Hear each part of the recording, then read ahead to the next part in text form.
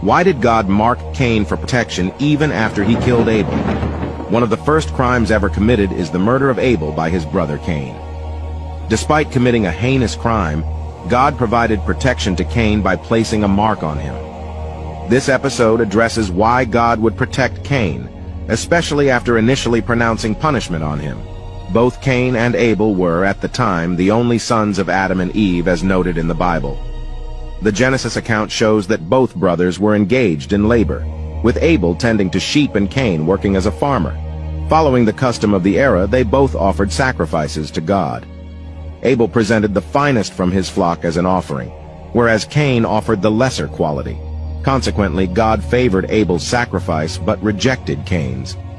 Perhaps the story would have ended there, but as is often the case with those without faith, Cain harbored resentment. He began to question God's judgment. In Genesis chapter 4, verses 5 to 7, it's written that Cain grew very angry, and his countenance fell. At this point, the Lord addressed Cain, saying, "Why are you angry? Why is your face downcast? If you do what is right, will you not be accepted?" Here, God served a clear reminder to Cain that he was reaping the consequences of his actions, stating, "If you do what is right, will you not be accepted?" However, Cain would have none of that. Instead of heeding God's warning, his jealousy and resentment increased. Before we proceed, let us reconsider why God accepted Abel's offering and rejected Cain's. Although the Bible doesn't explicitly explain why, it's often understood that Abel's sacrifice was made in faith and genuine sincerity, while Cain's offering lacked the same level of sincerity and obedience. It was not about the content of the offering, but the intention of the giver. Unable to understand this, Cain grew bitter towards God's judgment.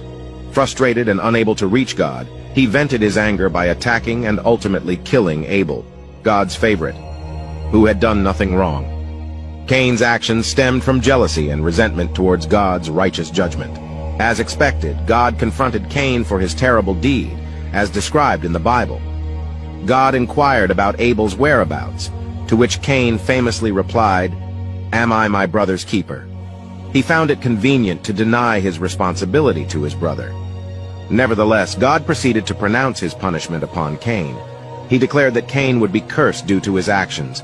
The land would no longer yield crops for him, rendering his farming endeavors useless. In an agrarian society, this was a severe penalty as it meant he would struggle to provide for himself.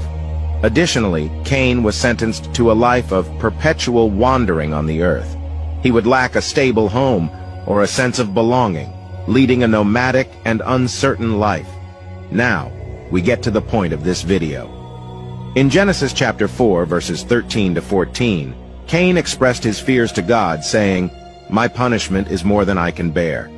Today you are driving me from the land, and I will be hidden from your presence.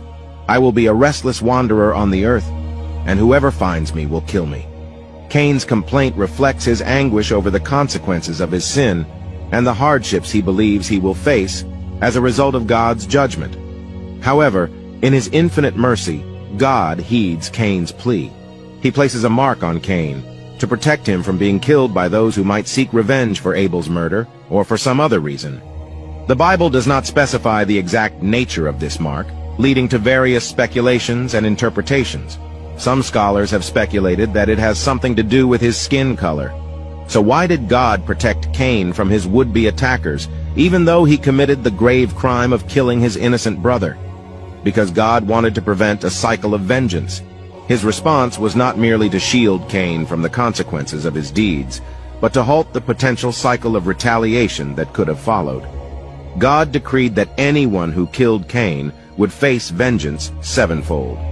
This was not necessarily a protection in the sense of shielding him from the consequences of his actions. Instead, God allowed Cain to live with the guilt and consequences of his sin, with the hope that he might eventually find redemption and repent. Help others learn about the historical and biblical insights we've explored today by sharing and liking this video.